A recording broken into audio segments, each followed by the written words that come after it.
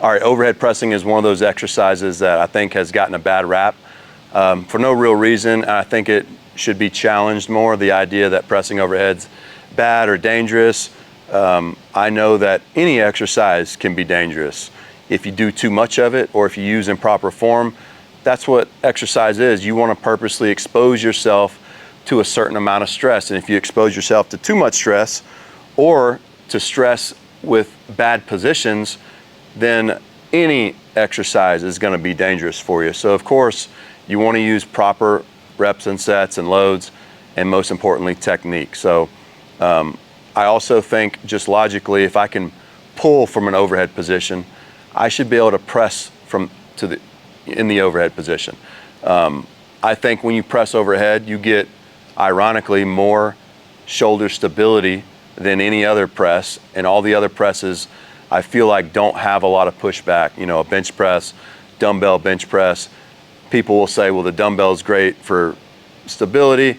I think the overhead press beats any single arm dumbbell bench press or any other stability exercise, because when you press overhead, you're going to learn really fast. Your mid traps and everything back there is working to stabilize that joint. So how do you improve shoulder health? It's simple. You train strength through full range of motion in all planes, multi-planar, flat, incline, overhead. I wouldn't take away any of them. Just like I wouldn't say, oh, well, I'm only going to pull from this position. I'm going to pull from horizontal, overhead, everything all the time. That's kind of my motto. So I use 3 big variations: a seated overhead press, a seated unsupported overhead press, and a standing overhead press. Strict. All these are strict presses. I have nothing against a push press. I use a push press as a total body power exercise. I don't use it as a strength exercise. Quick caveat, power and strength, 2 different things, different exercises, different everything. So I want to make it clear that I have nothing against any variation I don't mention, but these are my 3 big ones for primary strength. So I'm going to go through a tutorial because I think I offer some unique, maybe some alternative ideas or cues for setup and execution. But the other variations that I won't go over today are dumbbell, both one arm and single arm, or single arm and double arm. I do all of it. Seated, standing, 2 arms, 1 arm, you name it, I do it. So I'm not omitting those variations, but I'm going over these 3 specific. These are 3 that I think people can benefit from the coaching, the setup in particular, and then just some of the cues I offer. So enjoy. All right, the standing overhead press, in my opinion, is king. It's going to be the best way to measure overhead pressing ability. And I know the unsupported seat is the hardest, but because of its instability, even though your feet are on the ground, you're not connected to the ground, I don't think it's the best measure. So the unsupported is the hardest, but the standing is the king in my opinion. So a couple things right off the bat. Everything's the same. I want the same thoracic extension. I'm gonna keep my feet close. I think it's a mistake to go wide feet. For the simple reason, I think I'm more flexible with my feet closer. And when my feet are here, I can really flex my hips, because you're gonna see when you start to press overhead with heavy weight, your legs are gonna contract. If you try hard enough, it's just gonna happen. Your hips are gonna contract. And I wanna be, from the foundation up, I wanna be solid and strong. And that's just something I've learned over the years, that feet closer might not seem the way to go, but everybody I've taught it to, they're like, yeah, it's a lot better. They never switch back. Try it, you make the decision for yourself, but I think feet are close is the way to go, because I want some of the lean. Now, I've seen people teach the face forward. I think you look kind of stupid doing this, lifting. I think it's most important that the barbell is center mass. And I don't necessarily need to push my face forward and have it above my top of my head, especially if I'm doing multiple reps. That's just me. It's too much movement. I feel like an idiot. So I want to be able to hit the rep again. And sometimes when you start to struggle, sometimes pushing the face helps finish the rep. But you're gonna see, I'm gonna do 2 reps just to show you, but I don't think you have to push forward. If the bar is center mass, it's center mass. If it's not, the face forward can help get you under the bar. So I'm gonna take 1 step back. You're gonna see step back, step back. You don't wanna be walking around, just like a back squat. You don't wanna be taking a bunch of steps. You wanna be efficient, especially when you get to heavy weight. So I'm gonna grab the bar, and you're gonna see I use the same grip for bench press, overhead press, incline bench. It's all the same for me. It's the same grip. I start under the bar. I'm gonna lift it straight up.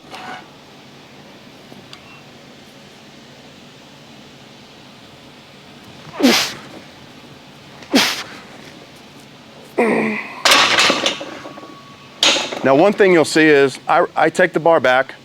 The bar's off my collarbone, but then I load it down. I want it to get in that position, because if I'm gonna push as hard as I can, I wanna be as far loaded as possible, and that's just not there. So you'll see I gain that little bit of extra at the beginning, almost squeeze my shoulder blades together, and then I push. The other thing to play with is grip. A lot of people are gonna struggle with grip. You don't want your hands straight. Turn them towards each other. It's gonna help put the bar over the bridge of your hand a lot more. Again, if this is new, don't start with heavy weight, start with lighter weight, more reps per set. Get the reps in, improve your proficiency, and work it into your workouts however you can. But this is the king, this is the one to do. It's strict. You're not using your legs, you're not bending and driving, that's a different exercise. So keep it strict and good luck. All right, believe it or not, the overhead press setup is the same exact as your bench press setup. I've got a video where I talk about bench press setup in a 225 bench press article. I'll link it below if you didn't see it. So if you don't have a bench press setup, I cover the concept of it in that article. So I'll tag it below. If you've already got a bench press setup, you understand you're trying to connect yourself to the ground.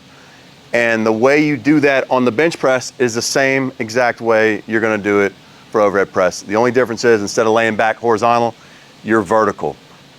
I'm gonna tuck my feet, I'm gonna create tension in my legs. I'm only putting the upper back on the bench, so I've got a little bit of a natural thoracic extension. If you've seen me talk about the deadlift or the row, I think flexion in the thoracic, some flexion in the thoracic region is natural and helpful. In the same exact way, I think the opposite can be true for when you press overhead, and it all has to do with center of mass and just more natural movement patterns. So you're gonna see a little bit of extension, but it's also gonna create a platform for the bar. I'll show you where that bar goes. But I'm gonna tuck my feet. I'm gonna place the upper back only on the bench press. I'm gonna grab my bar, take my breath just like I would as a bench press. Let it down.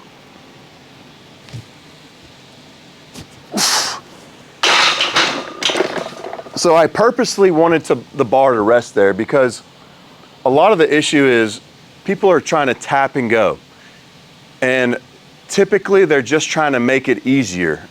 If you can find a place where the bar sits, you're gonna ensure that your body position on the bench is in the right place. You've got a good position with your upper body thoracic extension, and the bar is able to stay in the middle. People get in trouble when they're fighting the bar. Where it's too far out front, they can't push up because it's too far out front. So again, the mindset is the same exact. Take the bench press setup, move it to a vertical bench. The other thing people ask me about, is the bench exactly 90 degrees? The answer is no. It's one click back behind 90. I've used 90, you can do it, but you need a little bit of clearance, because the problem is your face.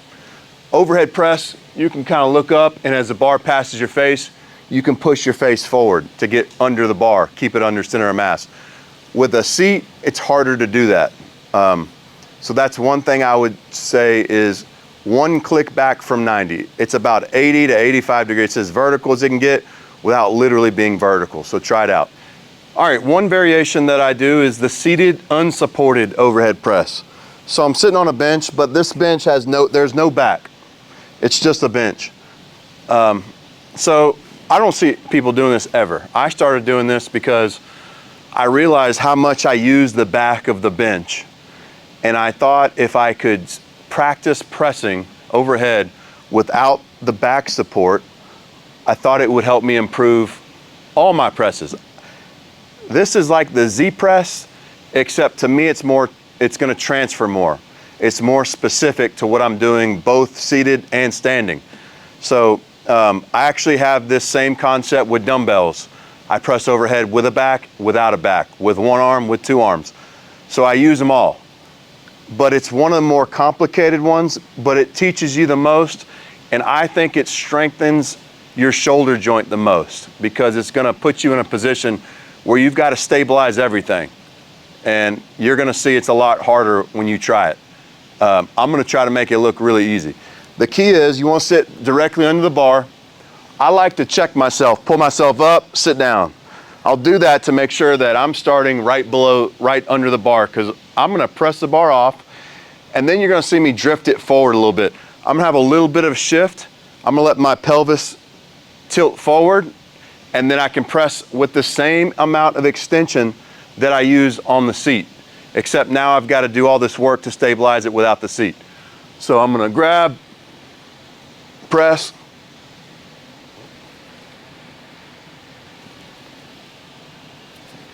up.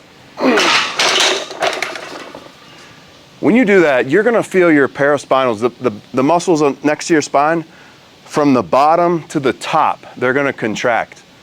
The mid traps, all of that, you're going to be sore tomorrow if you've never done this. If you've never done this, I don't recommend starting low rep heavy sets. I recommend starting lighter weight for higher amounts of sets. That's how I'd introduce any exercise to anybody. Lighter weight with more reps. It's like any new skill. You want repetition. The higher reps per set are going to give you more repetition. It helps you grease the groove. So try it. You're going to immediately see the benefit. Once you feel it, you're going to know.